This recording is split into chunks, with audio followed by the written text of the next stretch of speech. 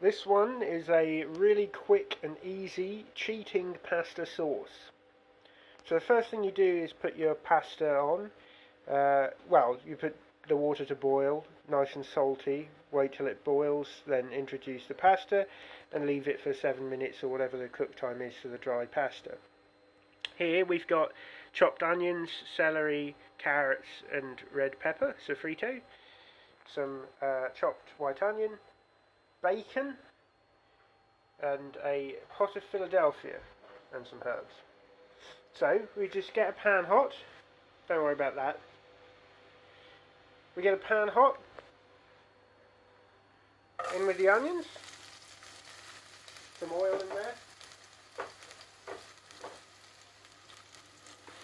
This is a great cheat because it makes a creamy white pasta sauce, but you don't have to make a roux and add milk and all of that nonsense. Really easy. So keep the heat on medium.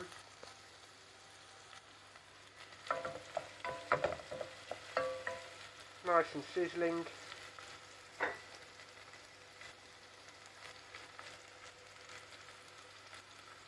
Add the rest of your stuff.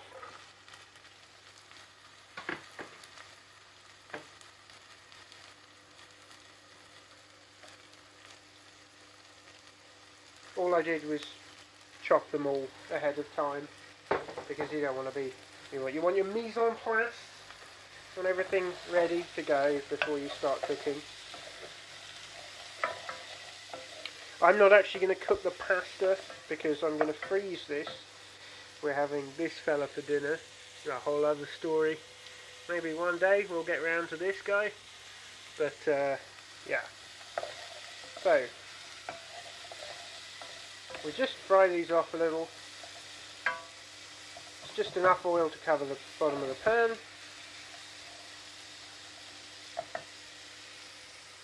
Then in with your bacon. Why so early? Because the fat from the bacon will render, and that will make for a bit more oil.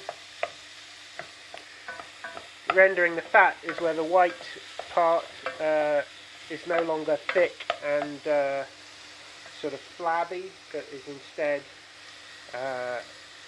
thinner, crispier, and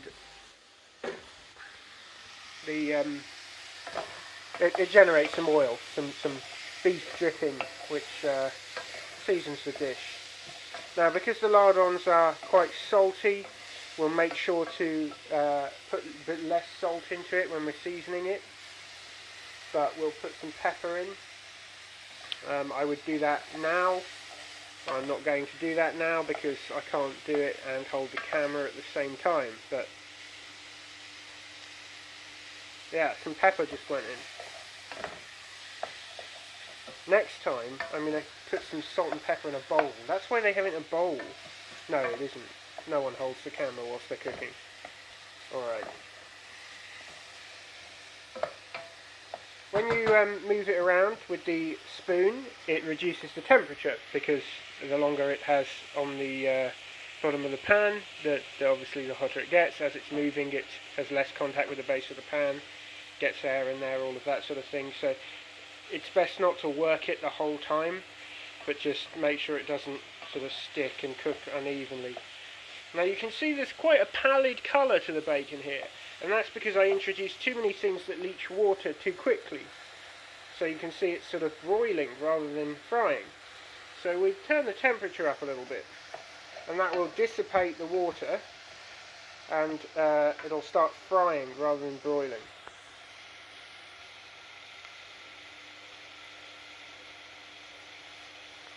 The magic of this is when I introduce the Philadelphia, because you put in the Philadelphia and it just instantly becomes a delicious white sauce for pasta. You can put the pasta on before you start cooking this because it'll be ready. You know, this takes 15 minutes. This is quicker than ordering food in, you know, and it's delicious. You only need to have bacon and a few vegetables in, you know, nothing special, and it's great. Tasty, delicious. I used to live with a fella called Ben. You remember little Ben? The only thing that he would ever cook, apart from jacket potatoes with chili, was this kind of pasta with bacon, and he used to put some chopped cherry tomatoes in there, and that was his dish. To be honest, he never managed the sofrito, but you know, it was literally just bacon and chopped tomatoes. Actually, the principle of the thing was there. You know, putting bacon in something makes it good. Also, I don't think he's had a sauce, because he didn't know about the trick with the Philadelphia. I hope I've built up an appropriate amount of suspense for that Philadelphia trick.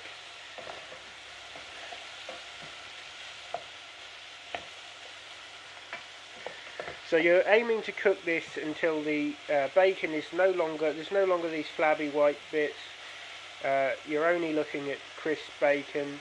There's some colour on there, because no colour, no flavour. The veg has softened a little bit, so you're not dealing with crunchy veg. And at this point you would add some mixed herbs if you want, some oregano, so anything like that you fancy. You want to put some chili in there, this is a good time. I wouldn't put any garlic in just yet. Garlic towards the end, because that will cook too quickly and become acrid. But yeah, Italian cuisine is very simple. If you were actually making this dish authentically, you would make a little well, you would put a bit of butter in, and then a bit of flour, and you cook that down, it makes a roux. Then you introduce cream or milk or whatever the dairy is to constitute the sauce. Probably you'd steep the milk or cream in herbs for a couple of hours first, so it adopts that flavour. And then before you do all that, you deglaze this in white wine, separate it off, and then re-add it after the roux. It's just a lot of bother, and you know, when you're young, you don't want to spend ages on the stove. You just want to knock in a pot of Philadelphia and be happy. And it makes an amazing creamy sauce with a perfect consistency. When you're making the pasta, the water that you introduce the pasta to should be salty.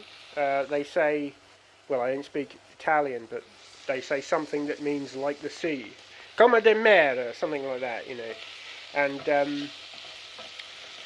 that's to raise the boiling temperature as well as to season the pasta, because the water goes into the pasta.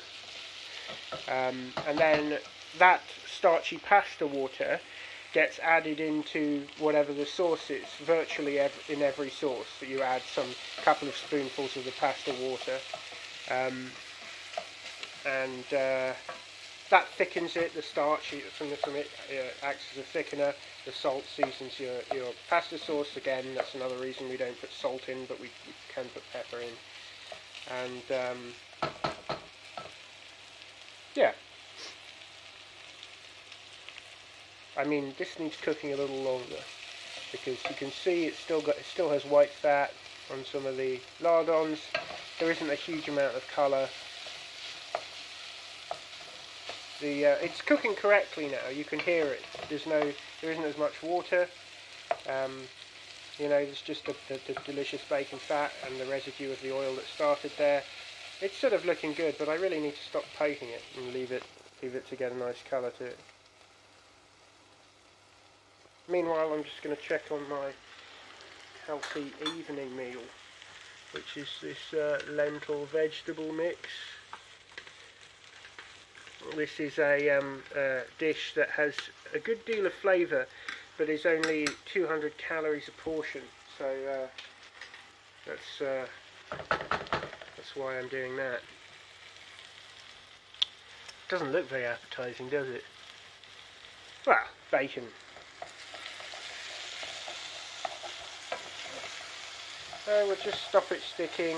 I mean, it's alright if it sticks a bit, it'll just get a bit of colour, but we don't want it completely stuck.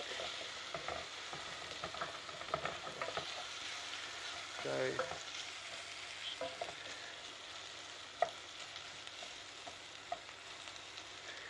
I don't want to have the video go on for a really long time, so I'm going to carry on now, but I would just let this cook slightly lower temperature for a little bit longer until I saw a bit more colour on the bacon, but I'm going to introduce the Philadelphia now because, you know, we've got to get on with our lives. Okay, I'm going to have to just put the camera down to do this. I'm going to be using about half a tub. I'll show you the tub after so that you know what we're doing. Right.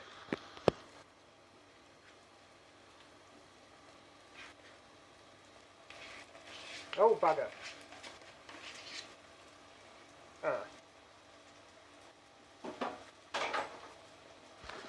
Like I said, we're going to be using a whole tub of Philadelphia, and we just introduce it to the pan and then sort of move it around a bit.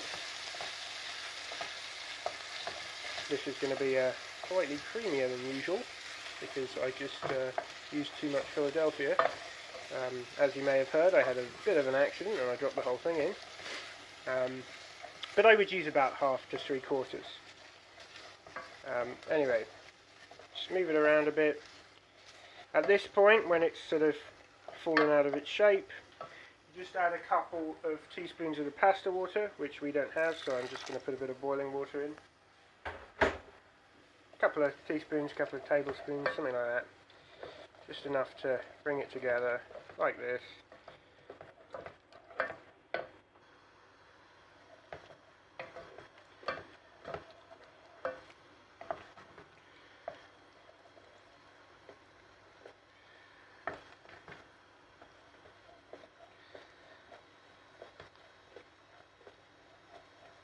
Right, and you don't want to leave this cooking too long after you've introduced your Philadelphia because you'll end up reducing it, over-reducing it. Just won't really come out, but it will change colour slightly as it drops some of the delicious flavour of the ingredients you've cooked, some of the fond from the bottom. You're basically, I mean, what you're actually doing is deglazing the pan with this stuff. So you're picking up the fond from the fry. Okay, and then we've got this delicious kind of thick. What they do, they get a dollop and then they let it fall off slowly. No, that isn't how to do it. Well, anyway, it's a thick pasta sauce that it's made here. You can put a little bit more or a little bit less water, but it's a thick and creamy and delicious pasta sauce. I'll put it into a dish so it looks pretty, and then that'll be that for the video. Let me see.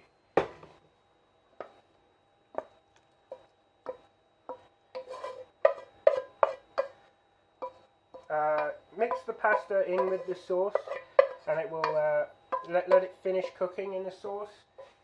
It will incorporate really nicely, it will generate a little bit of flavour, and the last bit of the cook for the pasta will be in the sauce. So the last bit of the juices that the pasta takes into itself will be from the sauce.